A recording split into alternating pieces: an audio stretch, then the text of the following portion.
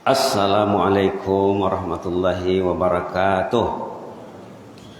Bismillahirrahmanirrahim.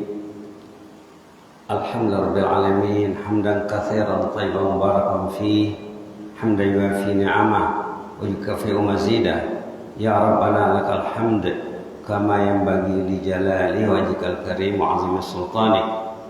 Wassalatu wassalamu ala sayyidina wa habibina wa syafi'ina wa maulana Muhammad wa ala alihi wa sahbihi wa sallim tasliman katsiran katsira adada khalqihi wa ridha nafsihi wa zinata arshihi wa midada kalimatihi kama yuhibbu rabbuna wa yarda. Subhanaka la ilma lana illa ma 'allamtana innaka antal alimul hakim. Rabbana anfa'na ma 'allamtana, rabbi 'allimna alladhi yanfa'una, rabbi faqqihna wa faqqih ahlana wa hababana wa jami'al muslimin wal muslimat. Allahumma faqqihna fid din wa 'allimna at-ta'wil waftah 'alaina hikmataka wa anshur 'alaina min khazain rahmatika ya arhamar rahimin. Alhamdulillahil alamin. Setiap saat kita membaca alhamdulillah. Alhamdulillah itu artinya memuji Allah. Allah itu wajib dipuji. Allah wajib dipuji dan Allah senang dipuji. Memuji Allah dengan lidah berarti syukur dengan lidah. Kalau kita memuji Allah, kita bersyukur, Allah akan menambahkan nikmat. Duduk dengan istri di rumah dengan anak, selalulah baca alhamdulillah. Mau makan, sesudah makan, minum bersama, apapun aktivitas keluarga, selalulah baca alhamdulillah. Kemudian kita tidak lupa juga kepada Rasulullah SAW sebagai rahmatan lil alamin, pembawa rahmat untuk seluruh alam. Allahumma shalli ala sayyidina Muhammad wa ala ali sayyidina Muhammad. Pagi kemarin di antara sorotan kita tentang Sayyidul Istighfar. Sayyidul Istighfar. Istighfar kita tahu. Tapi Sayyidul Istighfar mungkin belum ramai yang tahu. Sayyid artinya penghulu, ketua. Tapi bisa juga diartikan dengan induk istighfar. Karena induk itu lebih sesuai dengan bahasa kita. Kalau penghulu istighfar mungkin sesuai juga, tapi induk lebih sesuai barangkali. Nah, itu namanya budaya ya, budaya bahasa. Penghulu istighfar ini menjanjikan jannah. Dalam ibadah Ramadan, puasa Ramadan, kita siang malam teringat jannah. Ingin masuk jannah. Berdoa untuk masuk jannah. Beberapa hari yang lalu sudah disebut, barang siapa meminta jannah 3 kali, jannah mendoakannya. Barang siapa meminta jannah 7 kali, jannah menyebut namanya. Demikian juga neraka. Neraka an-nar. Siapa minta dilindungi dari azab neraka 3 kali, neraka berdoa kepada Allah agar orang itu dijauhkan dari neraka. Siapa yang berdoa 7 kali, neraka menyebut namanya. Beda ya. 3 kali sekedar berdoa saja. 7 kali sebut nama. Ayo kita coba, kita baca Rabbana atina sama-sama.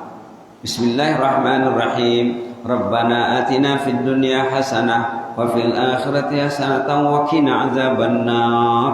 Wa qina azabannar. Wa qina azabannar. Wa qina azabannar. Wa qina azabannar. Wa qina azabannar. Wa qina azabannar. 7 kali. Neraka menyebut nama bapak itu, ya Allah, fulan bin fulan, lindungi dari azab neraka. Jannah juga begitu. Cuma doa jannah yang enaknya yang dibaca dalam salat tadi rakaat kedua, Rabbi binili indaka baita fil jannah, dari Quran ya, surah At-Tahrim. Nah, perlu buka Quran ya. Nanti tengok surah At-Tahrim, doa tentang jannah. Rabbi ibnili indaka baitan fil jannah. Rabbi ibnili indaka baitan fil jannah. Ini dilatih anak kita, keluarga kita. Kalau ikut Quran di sini halaman 561 ayat 11 surah At-Tahrim. Rabbi ibnili indaka baitan fil jannah. Rabbi ibnili indaka baitan fil jannah.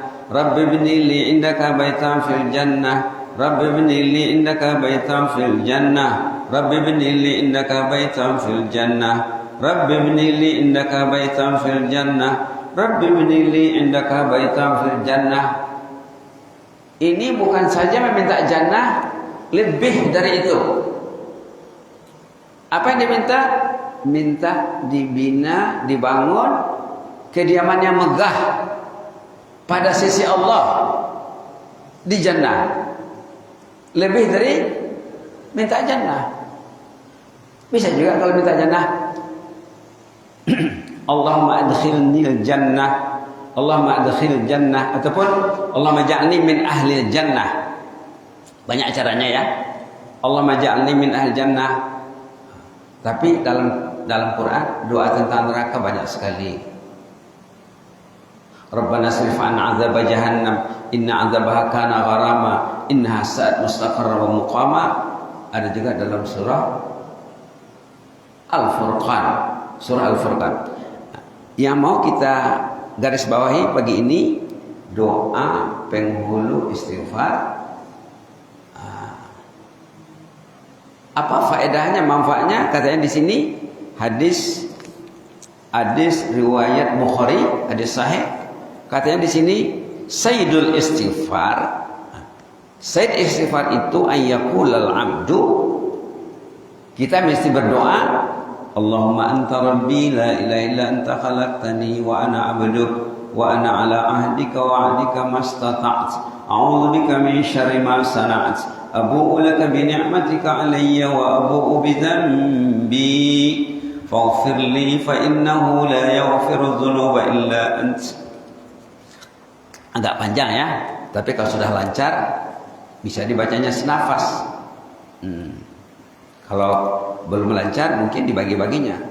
Bisa baca pakai surat. Nah, nanti kita akan siapkan untuk jemaah ya. Hari ini mungkin mau pergi ke tempat fotokopi ya. Di sini apa dikatakan dalam hadis ini?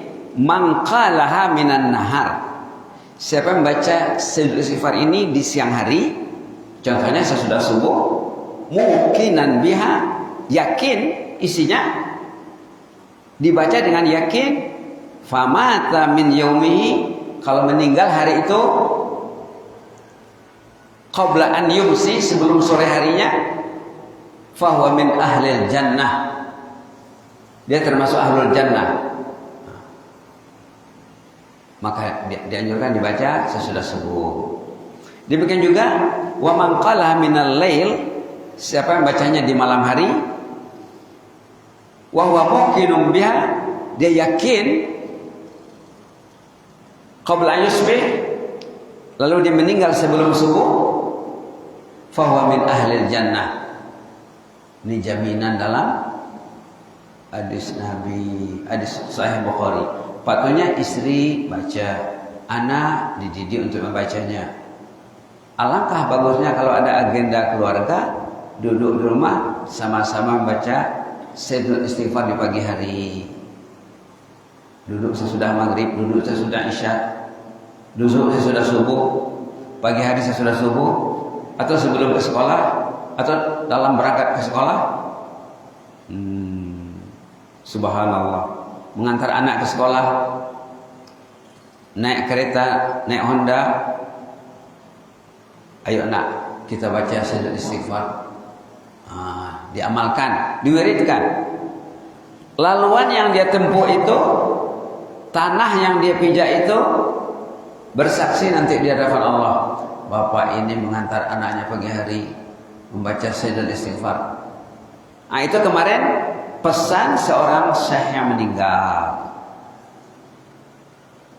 Kalau ingat lagi ya, kemarin ada seorang buya, seorang tuan syekh, tuan guru meninggal. Lalu jemaahnya yang masih hidup ketemu dalam mimpi. Online dalam mimpi. Mimpi orang saleh ini banyak ditulis ulama ya, banyak ditulis. Jadi kebenarannya bisa diakui ya, karena tidurnya berwudu, tidurnya berzikir, tidurnya dengan niat bangun untuk tahajud, bangun untuk subuh, salat subuh. Tidur itu paling kurang ada 3 Pak ya. Tidur itu paling kurang ada 3. Orang tuh tidur tapi tidak ada nilai tidurnya. Tidur saja. Tidur mau bangun pukul 5 oke, pukul 6 mendak asar, pukul 7 iya juga. Bangun lewat sembahyang subuh pun, lewat ke subuh tidak masalah baginya. Itu tidur tidak ada nilai.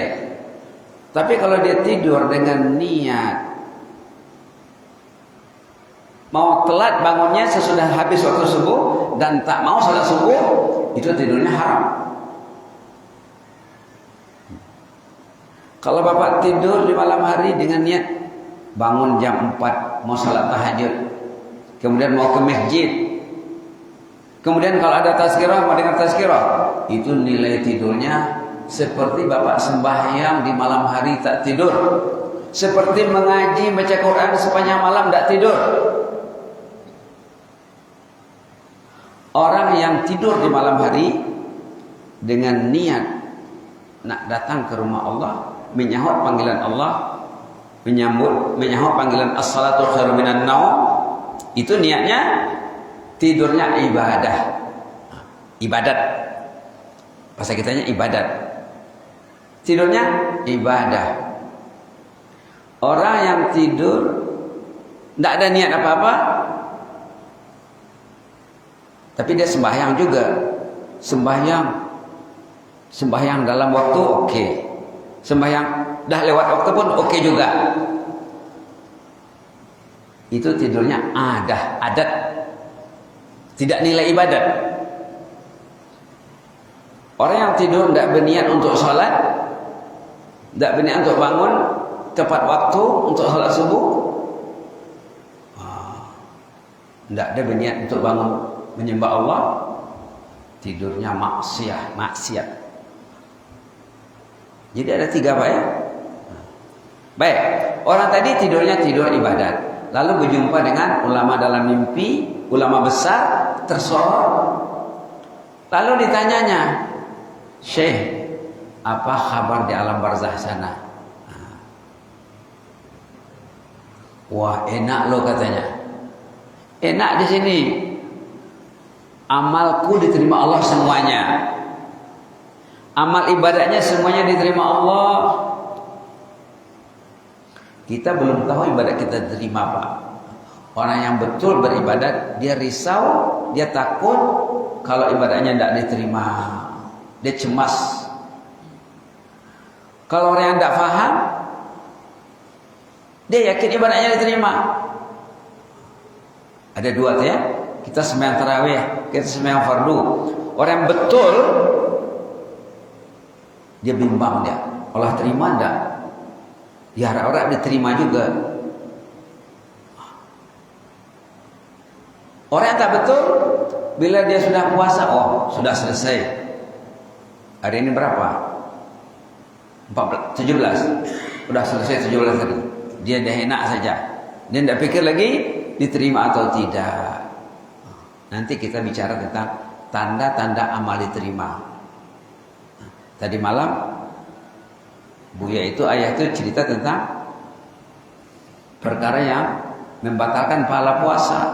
Dia puasa tapi tidak ada nilai. Lapar dan dahaga saja. Itu sorotannya tadi malam. Baik. Jadi kata jemaah yang memimpi tadi, jumpa Syekh, apa kabar Syekh di alam barzah? Wah, enak loh di sini katanya. Ibadatku diterima Allah. Aku dimasukkan ke jannah. Wah. Jadi apa rahasianya Syekh? Apa pesan Syekh untuk kami yang masih hidup ini? yang masih berada di atas bumi, syekh yang sudah berada dalam perut bumi, apa pesannya untuk kami ini? Tolong rajin membaca Sayyidul Istighfar, katanya.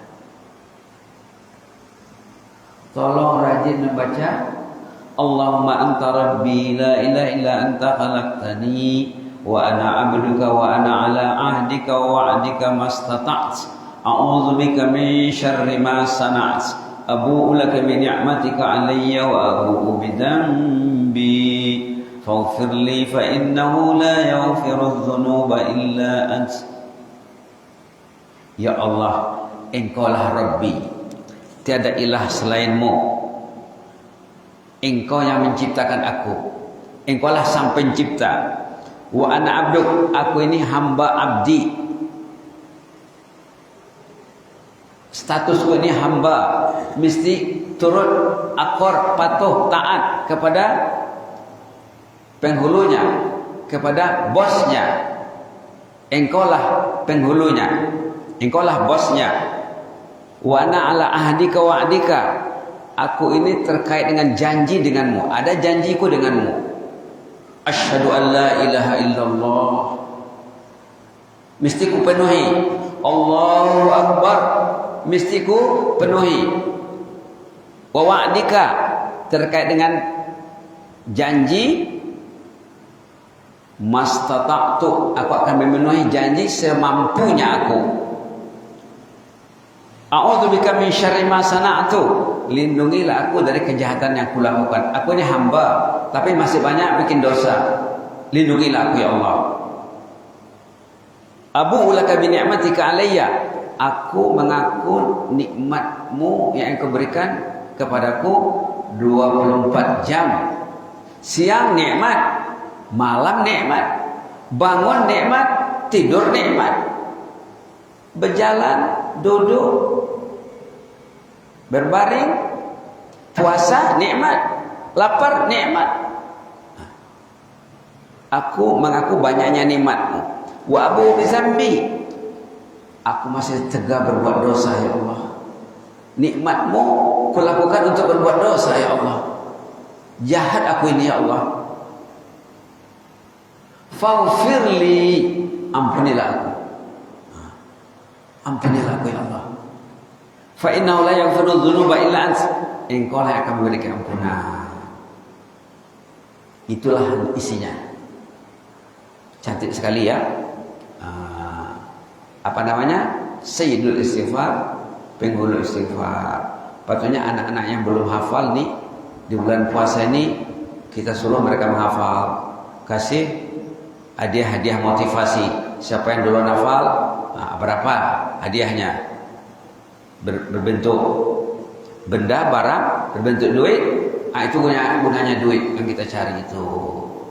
Nanti anak itu kalau sudah dilatih, cucu kalau sudah dididik membaca Sayyidul Istighfar, nanti meninggal ayahnya, meninggal kakeknya, pahalanya mengalir. Anak kalau tidak dididik, cucu kalau tidak ditarbiyah, meninggal ayahnya, ibunya, ompongnya, neneknya. Anak terbiar, Quran tidak, zikir tidak, istighfar tidak. Kadang-kadang anak datang ke masjid macam tidak dididik, tidak ditarbiyah. Anak yang lengah dan lalai, cucu yang lengah dan lalai, kalau ditinggalkan oleh ayah ibunya, kakeknya, neneknya, ayah meninggal, ibu meninggal, kakek meninggal, nenek meninggal, orangnya mati, dosa tak berhenti-henti. Orangnya mati, orang tuanya mati, dosa tak berhenti. Karena salah didik atau tidak mendidik. Mudah-mudahan penghulu istighfar ini dapat mengubah kita ya, mengubah kita. Kita jadikanlah wirid dan kita coba fahami. Karena Nabi dalam hadisnya berjanji, katanya orang itu kalau membaca penghulu istighfar ini dengan yakin, dia akan jadi ahlul jannah. Mudah-mudahan ya. Jadi baik juga kita baca cerita Syekh yang meninggal, kita kemukakan cerita syekh meninggal di alam barzah. Biasanya cerita-cerita orang yang di alam barzah ini bisa dijadikan pedoman hidup lah ya. Banyak lagi cerita orang-orang lain nanti yang jelasnya istighfar ini sangat bermanfaat. Nanti dari kemudian orang yang paling happy di padang mahsyar. Siapa yang paling enak nanti di padang mahsyar? Orang yang lembaran hidupnya dipenuhi dengan istighfar. Bukan orang yang banyak sholat, banyak puasa. Orang yang paling banyak istighfar dalam lembaran hidupnya. Kalau bapak beristighfar betul-betul, bertobat betul-betul, itu lembaran lama yang banyak kasusnya tidak baik di dalam, banyak dosa, itu akan dihapus. Orang yang bertobat, bulan Ramadan ini bulan tobat ya.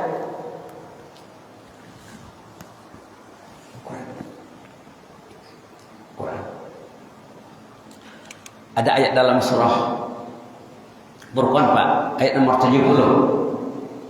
Kok ada sih? Ini juga perlu Bapak buka nanti Quran. Surah Furqan ayat 70. Ini kalau bahasa kitanya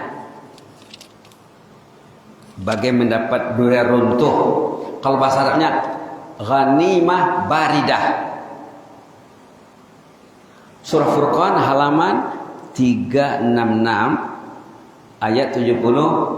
Illa man taba wa amana wa amila amalan salihan fa ulaika yubaddilullahu sayyi'atihim hasanat wa kana Allahu ghafurar rahimah.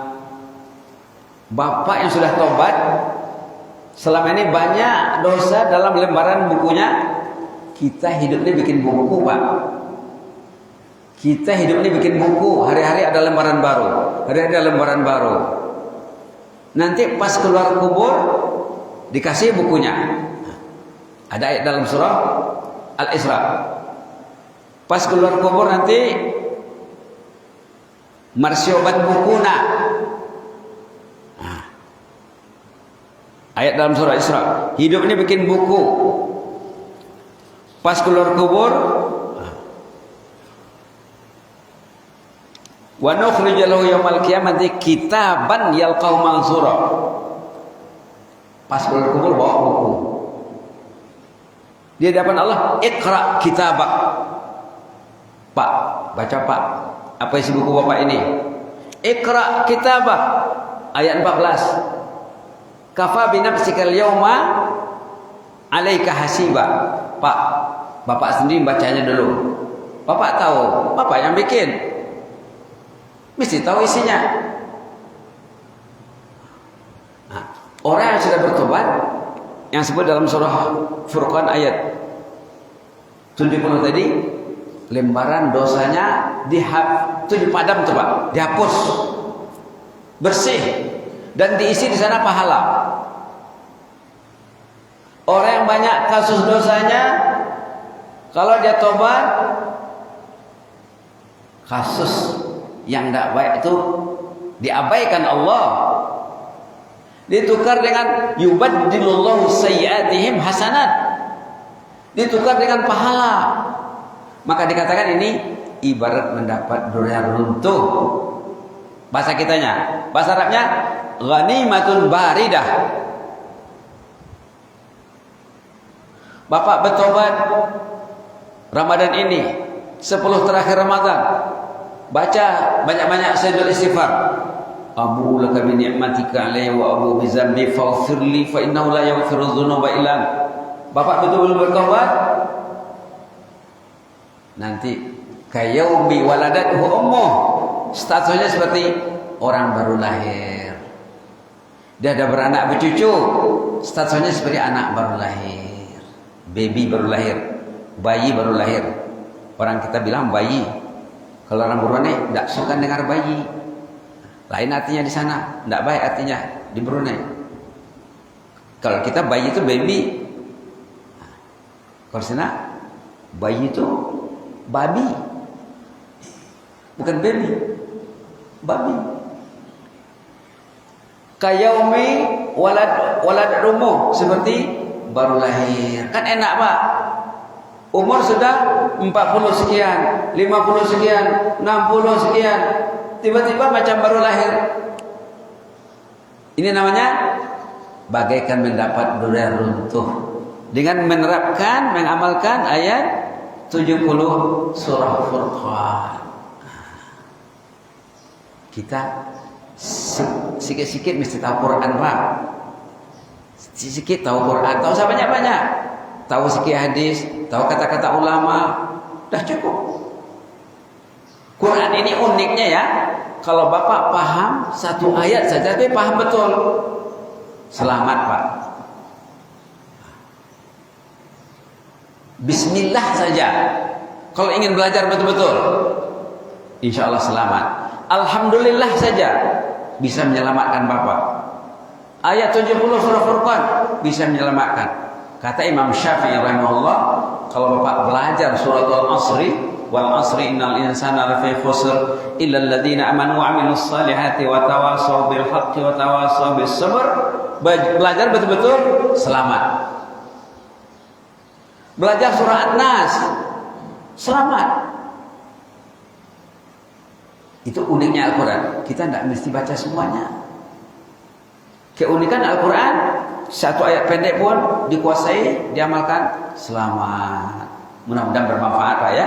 Jadi insya Allah kita usahakan nanti kalau tidak ada di rumah buku apa itu tentang sen istighfar, kita usaha memprintnya, nanti sudah siap dan sudah dikirim sama bapak kita, panitia masjid. Mudah-mudahan bermanfaat. Kita baca penutup ya. Kalau belum hafal ya diaminkan saja. Allahumma anta rabbi la ilaha illa anta khalaqtani wa ana 'abduka wa ana 'ala 'ahdika wa wa'dika mastata'tu. A'udzu bika min syarri ma sana'tu. Abu'u laka bi ni'matika 'alayya wa abu'u bi dhanbi. Faghfir li fa innahu la yaghfiru dzunuba illa ant. Alhamdulillah. Jazakumullahu khairan. Inni uhibbukum fillah wa astaghfirukumullah. Wassalamualaikum warahmatullahi wabarakatuh.